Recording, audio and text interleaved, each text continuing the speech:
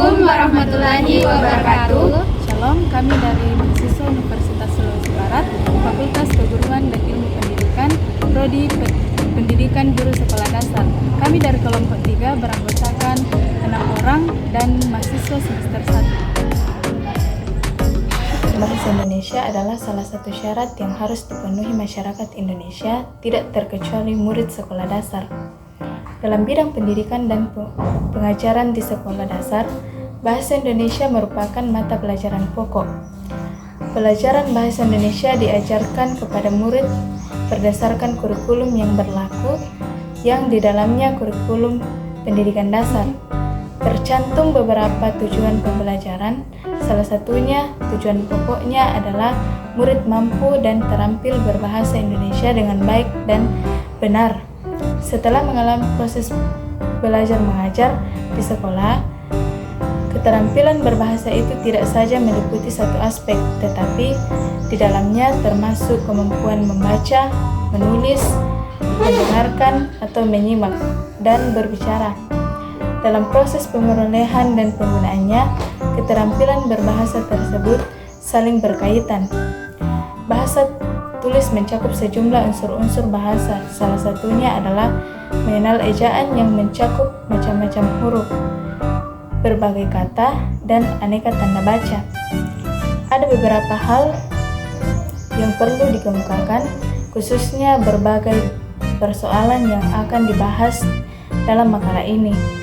Hal-hal yang dimaksud adalah penulisan huruf dan penulisan kata pada bahasa Indonesia yang sesuai dengan ejaan yang disempurnakan. A. Penulisan huruf. Yang pertama, huruf abjad. Huruf abjad terdiri dari 26 huruf, yaitu A, B, C, D, E, F, G, H, I, J, K, L, M, N, O, P, Q, R, S, T, U, V, W, X, Y, dan Z. Yang kedua, huruf vokal. Huruf yang melambangkan vokal dalam bahasa Indonesia terdapat huruf A, I, U, E, dan O. Yang ketiga, huruf konsonan. Huruf yang melambangkan konsonan di dalam bahasa Indonesia terdapat huruf-huruf B, C, D, F, G, H, J, K, L, M, N, P, Q, R, S, T, V, W, X, Y, dan Z. Yang keempat, huruf diftong. Di dalam bahasa Indonesia terdapat huruf diftong yang melambangkan ai, au, dan oi. Yang kelima, gabungan huruf konsonan. Gabungan huruf konsonan terdapat huruf KH, NG, NY, dan SY, masing-masing melambangkan bunyi huruf konsonan. Yang keenam, huruf kapital.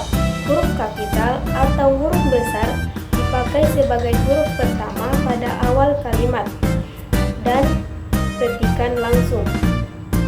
Misalnya, dia membaca buku, maka huruf pertama yang dipakai adalah D. Yang pertama, sedangkan bagian yang kedua tidak diulang. Contoh, bentuk dasar, bentuk pengulangan. Mata pelajaran, mata-mata pelajaran. Rumah sakit, rumah-rumah sakit. 3. Gabungan kata. Gabungan kata yang lazim disebut kata majemuk, ditulis terpisah bagian-bagiannya. Kalau salah satu unsurnya tidak dapat berdiri sendiri dan hanya muncul dalam bentuk kombinasi, penulisannya harus dirangkalkan. Contoh, kata gabung, bentuk kombinasi, duta besar Pancasila, daya beli tunanetra, rumah bersalin antar kota. 4. Huruf kapital dipakai sebagai huruf pertama unsur-unsur nama orang. Misalnya, Amir Hamzah. Catatan, huruf kapital tidak dipakai sebagai huruf pertama, seperti pada D, Van, dan Der dalam bahasa Belanda, Von dalam bahasa Jerman, atau Da dalam nama Portugal. Misalnya, C.J. de Hollander, Vasco da Gama.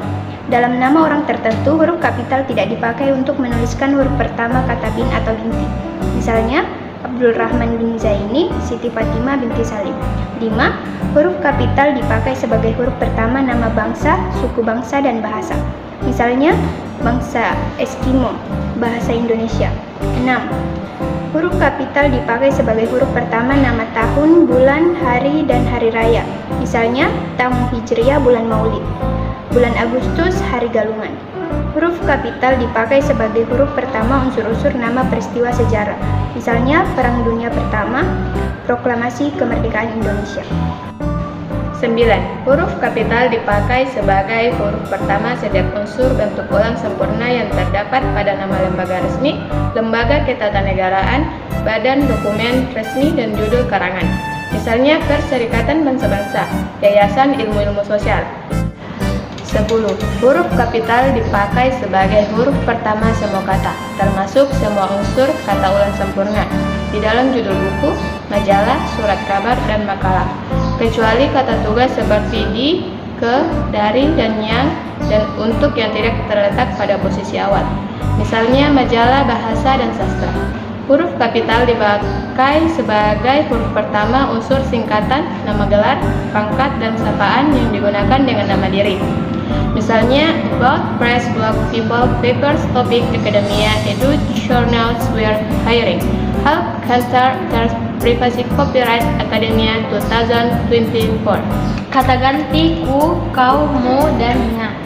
Kata ganti ku, kau, mu, dan nya ditulis serangkai dengan kata yang mengikutinya.